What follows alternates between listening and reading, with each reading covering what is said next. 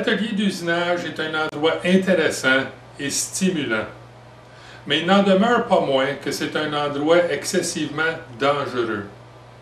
Il est important de suivre à la lettre les consignes et les règles de sécurité présentées par votre professeur. C'est excessivement important. Bon, on se prépare à la finition de notre bloc et on va utiliser la rectification comme méthode d'usinage pour la finir pour deux raisons. La première est que le bloc est trempé et donc un petit peu trop dur pour l'usinage traditionnel sur fraiseuse. La rectifieuse utilise une meule pour produire des copeaux et elle peut produire des copeaux à une très haute température, donc très approprié pour l'usinage des métaux ferreux trempés. La deuxième raison, c'est la précision. Puisque la précision est un facteur de la plus petite quantité de matériel que je peux prélever lors d'une opération d'usinage, eh bien, la rectification peut justement aller chercher une très petite coupe en profondeur. Quelques millièmes de millimètres de profondeur et j'obtiens un fini de qualité supérieure. Donc, très approprié pour l'usinage de très haute précision. Alors, passons à la rectification. On va commencer par préparer une des surfaces primaires à l'aide d'une vieille meule ou un autre abrasif très rugueux. On veut ici enlever tous les oxydes métalliques qui se sont formés à la surface de la pièce lors du traitement thermique. Il ne s'agit pas ici de rendre la surface parfaite, simplement d'enlever le pire des saletés. Ce n'est pas la surface identifiée qu'on doit nettoyer, mais bel et bien la surface primaire chambrée. On peut ensuite passer à la plaque de dressage de dégrossissage pour nettoyer encore plus et aplanir cette première surface de référence primaire. Notez que j'applique une pression constante sur la pièce et un mouvement en figure de 8. J'essaie également d'utiliser la totalité de la surface de la plaque de dressage.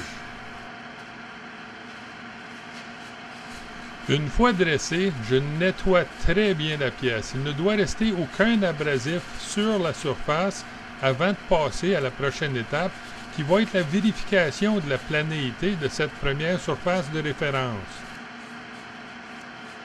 Avec un marbre bien propre et la pièce parfaitement nettoyée, je peux passer à la vérification de la planéité. J'applique une pression centrale sur la pièce et je vérifie qu'elle soit très stable sur le marbre. Je peux ensuite effectuer un très léger burnissage afin de m'assurer visuellement que j'ai bel et bien 3 points de contact sur cette surface et qu'elles sont bien espacées. À l'aide d'un outil de dressage et de taillage à pointe diamantée, je peux maintenant préparer la meule pour l'opération de rectification. L'outil à pointe diamantée est disposé sur la table aimantée de la rectifieuse. On l'approche ensuite de la meule pour venir très légèrement tailler la surface de la meule à l'aide de l'axe transversal de la rectifieuse plane. Cette opération de dressage produit une meule bien précise et bien coupante. Une fois le dressage complété, je peux éteindre la broche de la machine à l'aide de l'interrupteur d'urgence. Mais attention, j'attends que la meule ait cessé complètement de tourner avant de retirer le diamant de la surface de la table. C'est excessivement important. Nos mains ne doivent jamais approcher une meule en rotation. Jamais. Là, vous avez peut-être remarqué que je passe un petit peu vite sur la préparation de la meule, le dressage, le taillage, le balancement, et même pas mentionné dans ce film-ci. C'est qu'on a déjà un film produit concernant spécifiquement la préparation des meules, leur installation, leur balancement. Donc, pour plus d'informations concernant la préparation des meules, allez voir l'autre film. La propreté est très importante. Il ne peut y avoir aucune saleté entre la surface de référence qu'on a préparée sur la plaque de dressage et le plateau magnétique. Déposez la pièce surface chambrée vers le bas au centre du plateau magnétique. Les surfaces secondaires de la pièce devraient décrire un angle d'environ 30 degrés par rapport au côté du plateau. Avec la meule en rotation, je rapproche la meule de la surface primaire de la pièce pour venir à peine effleurer la surface de la pièce et ainsi définir ma surface de référence 0 ou si on a mieux, le point de départ de mon opération de rectification. Puisque je ne sais pas si j'ai effleuré le coin le plus bas ou le coin le plus haut de la pièce, je ne prendrai pas de profondeur supplémentaire pour cette première coupe. Rappelez-vous, la pièce mesurait au point de départ 25,4 mm d'épaisseur. J'ai donc au mieux 0,2 mm d'épaisseur à enlever sur cette première surface. Il est important lors de la rectification que la table bouge rapidement dans l'axe longitudinal alors que l'axe transversal doit avancer très lentement. Il est également important que la meule débarque complètement de la pièce à chaque passe. Une fois la coupe terminée, je retourne à mon point de départ sans pour autant repasser sur la surface que je viens de rectifier. Si je constate que la surface n'est pas complètement nettoyée, je prends une deuxième coupe, mais attention, maximum 2 millièmes de pouce par passe. Oui, vous avez bien entendu, 2 millièmes de pouce maximum par passe. Ça veut dire que la machine est graduée en impérial, mais que votre dimension cible pour votre projet est en métrique. Alors, sortez vos calculatrices. Vous ne pouvez pas enlever plus que 0,2 de millimètre sur cette première surface rectifiée. Rappelez-vous, après la rectification de cette première surface, la pièce devrait mesurer 25,2 mm. Je constate que la surface est suffisamment nettoyée. Je peux donc activer l'interrupteur d'urgence et retirer la pièce pour effectuer une première mesure de précision à l'aide d'un micromètre métrique 0 à 25 mm. Remarquez que j'attends toujours l'arrêt complet de la meule avant de retirer la pièce. Après avoir mesuré la pièce, je peux réinstaller cette dernière sur le plateau magnétique, surface rectifiée vers le bas. Si je n'ai pas changé la hauteur de la tête de travail après la dernière surface rectifiée, je peux passer directement à une nouvelle coupe en profondeur. Rappelez-vous, profondeur maximale par coupe, 2 millièmes de pouce. Lors de la coupe, la table doit bouger rapidement dans le sens longitudinal et lentement dans le sens transversal.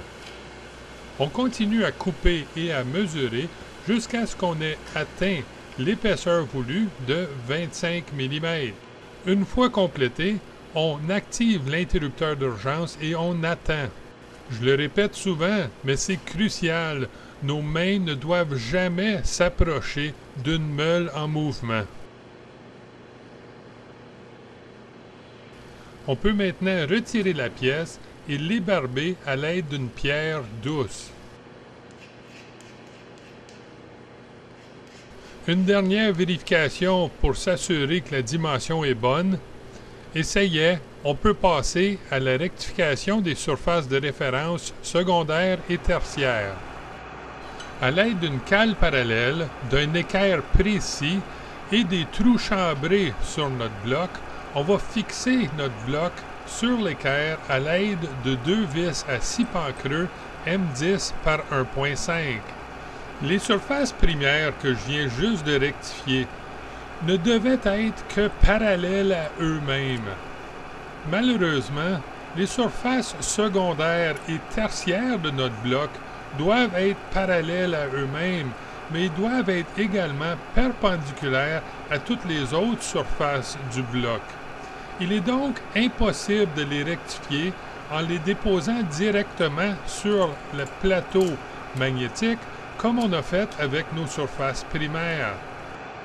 C'est donc la rectitude de notre équerre d'ablocage qui va nous permettre de rectifier nos surfaces de référence bien perpendiculaires un par rapport à l'autre, et les deux perpendiculaires à la surface de référence primaire.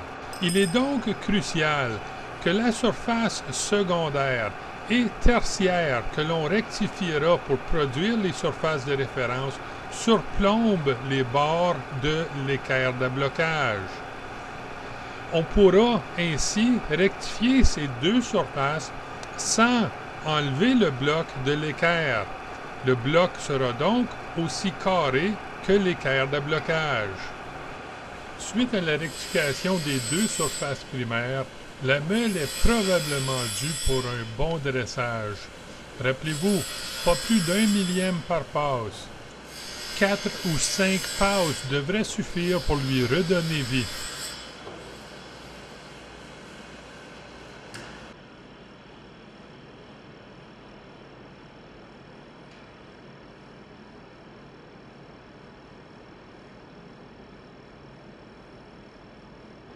Bon, là, on peut désactiver le plateau magnétique et retirer la pointe diamantée. La propreté est cruciale lors de la rectification. Une fois tout nettoyé, je peux installer mon assemblage bloc et équerre d'ablocage et, à l'aide d'un pied à coulisse, mesurer la largeur de mon bloc. Je constate ici que mon bloc mesure 50,8 mm.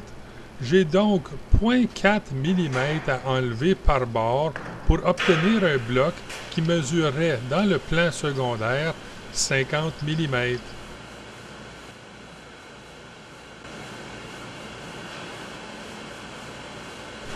Je reprendrai donc la même série d'opérations que j'ai entrepris lors de la rectification de la première surface primaire.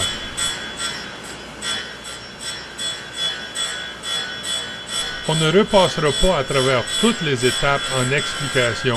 On va donc faire un saut dans le temps jusqu'à la fin de la rectification où, par petites passes d'environ 2 millièmes de pouce à la fois, j'ai enlevé mon 0,4 mm, soit environ 6 ou 7 passes.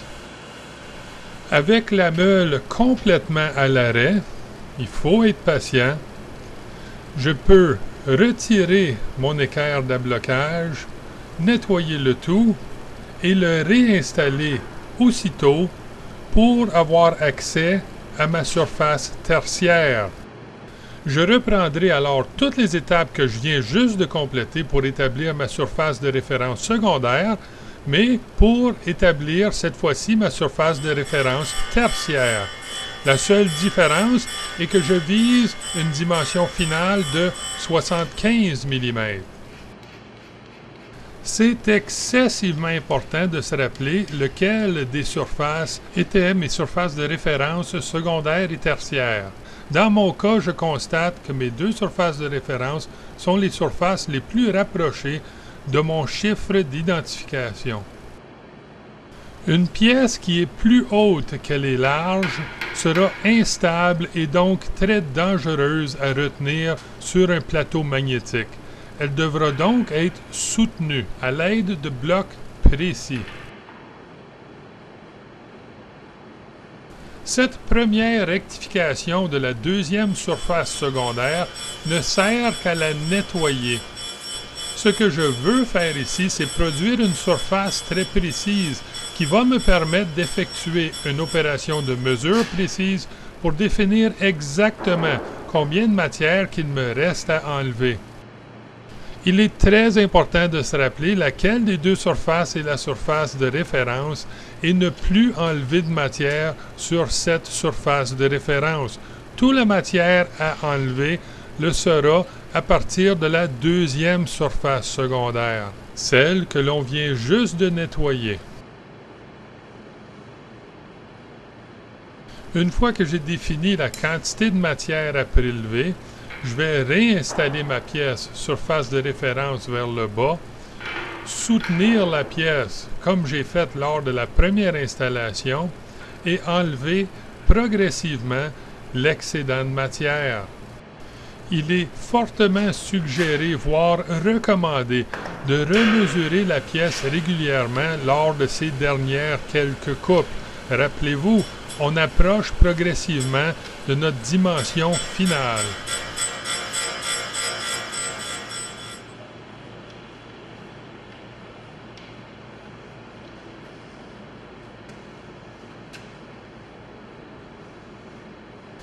Bon, notre dimension dans le plan secondaire est complétée. On a notre 50 mm avec précision. On peut maintenant ébarber la pièce et passer aux surfaces tertiaires. Les surfaces tertiaires seront usinées de la même façon que les surfaces secondaires.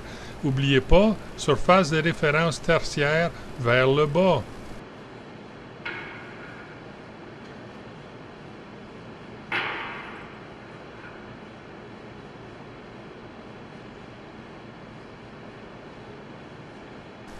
Donc, on soutient et on nettoie cette deuxième surface tertiaire.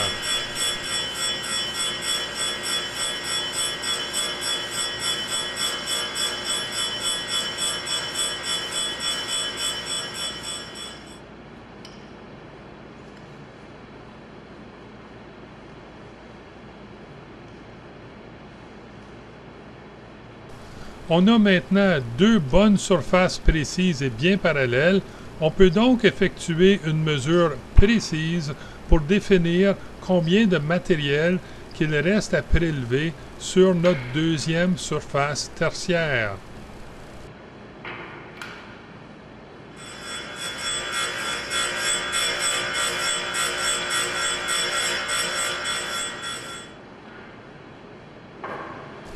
Bon, l'usinage sur ce bloc-ci est complété. N'oubliez pas un bon ébarbage, 1 pour rendre la pièce sécuritaire et 2 pour lui donner cette petite touche de précision supérieure. Et voilà notre bloc complété. 3 belles paires de surfaces planes et perpendiculaires, un beau bloc bien carré et bien précis. Ce projet nous a appris beaucoup de choses, mais il nous en reste encore beaucoup à apprendre. Donc, dans le prochain film, on va regarder surtout des travaux d'établi avec un projet qui s'intitule La jauge à forêt. Bon usinage!